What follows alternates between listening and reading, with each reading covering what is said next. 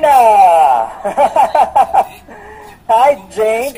That is sanitized. Don't worry. Hello. Have a throw pillow first. Buti naman nakita na tayo. I know, diba? Finally, Jane, grabe. Pa-zoom-zoom lang tayo. Speaking of Zoom, first of all, patiin mo yung mga press friends natin nasa Zoom. Ayun, hello po sa inyong lahat. Magandang hapon po. Yan.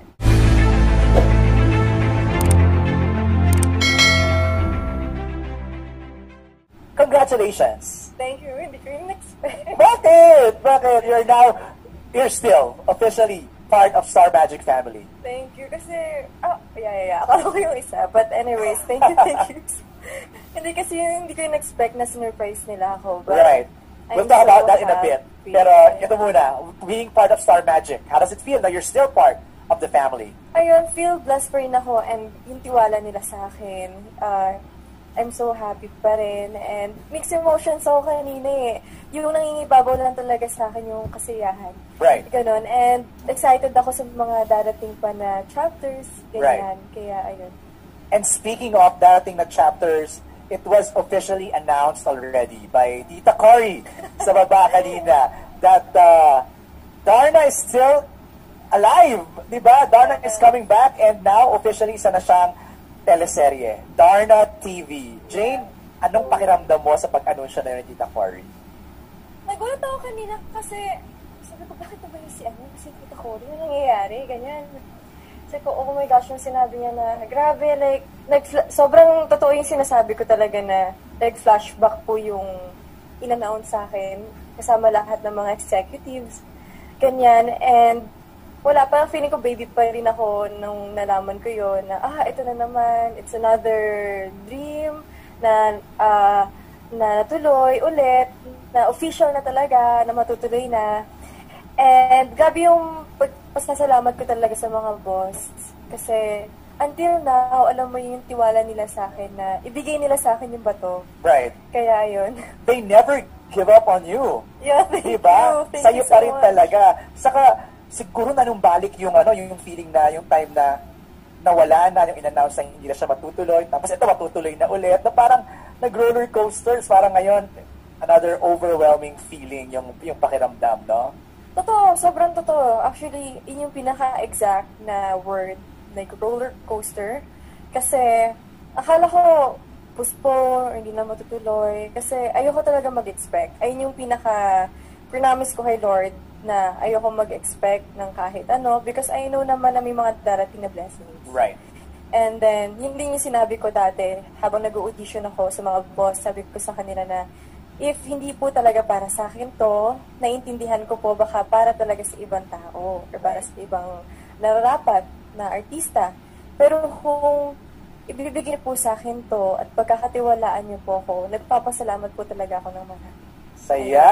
And ito na nga, ibinigay nga ulit sa iyo ang bato for Darna TV. Justin, let's entertain some questions. Yes, I think we have one from Flo. Floel Galindez. So, Hi Jane, well, congrats. So, tuloy na nga ang Darna. So, I think it will be a series, tama ba? Yes po. So for now, ano na yung alam mo in terms of this project? So, what can you share? Far lang. Ang pagkakaalam ko lang po kasi is next year na po gagawin ng TV series. And also, I need to continue my training ulit kasi nag-stop po ako. And for now, yun pa lang po muna. Kasi before po Darna, may aabangan pa po kayo. Can I say it? I think I know it. Really? Talaga ba? Surprise! Bawal bang sabihin pa muna yun? Yes. Meron muna, before Darna, may gagawin muna si Jane na isa pang project. Yes. Mag-tape na siya sa December 8. alam ko eh. So, pero bawal pa yata muna sabihin. Are you excited for that? Opo, sobra. Grabe, no? Iba naman, ibang role naman to. Kaya, talaga? Pagpatawid papunta dun sa TV series. Na-excited si Nene. Can we go back to that question ni Gary, Justin? Ayan, sabi ni Gary, it's no secret that Darna has been surrounded by controversies which also affected Jane. How does she feel about the comments of the netizens, or how is she handling it? siguro the good and the bad, no? Kasi masyadong general yung sinabi na comments ng netizens. How do you manage reaction dito sa loob ng room? Isang malakas sa palakpakan ng IT boys.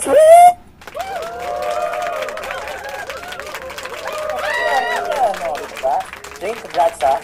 And we can't wait to see you work on Darna and this taping mo on December 8. Galing talaga ni MJ. Alam mo, exciting po yung project ni Jane sa December 8 taping niya. Matutuwa po tayong lahat. Thank you. Your message na lang, final message to everybody. Yan, mga kapamilya, maraming salamat po sa pagsusuporta. Walang sawang pagsusuporta at of course, pagmamahal po sa aming lahat. And ayun po, sana subaybayan niyo lang po lahat ng mga proyekto na lalabas pa sa ABS-CBN. Siyempre, hindi po kami mag-give up, especially yung mga bosses. And ayun po, sana masaya po yung Pasko nyo kasi Pasko na ngayon. Marami po mga trahedyang nangyayari ngayon at pandemya pa rin. Pero sana pansamantalang kalimutan po na natin yun at i-enjoy yung time natin with our family. Ayan. Salamat, Jane!